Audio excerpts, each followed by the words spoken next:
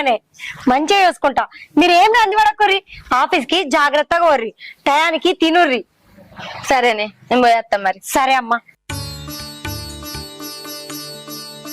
అమ్మయ్య భగవంత, ఇప్పటికైనా మా అమ్మగారికి ఒక మంచి దారినిచ్చిరు. ఆమె కష్టాలన్నీ తొలగిపోయినాయి. మా అయ్యగారు వస్తే కనీసం మా అమ్మగారు 3 పూటలు తిండి తిని హాయిగా పడుకుంటది, ఈ బాధలన్నీ మర్చిపోతది.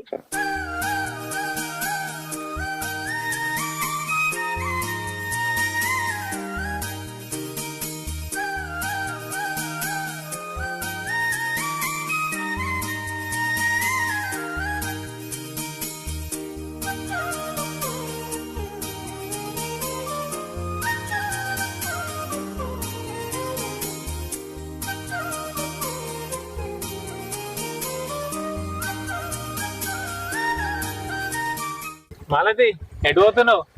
సిటీ దాకా పోవాలన్నా, ఆటో కోసం చూస్తాన్నా.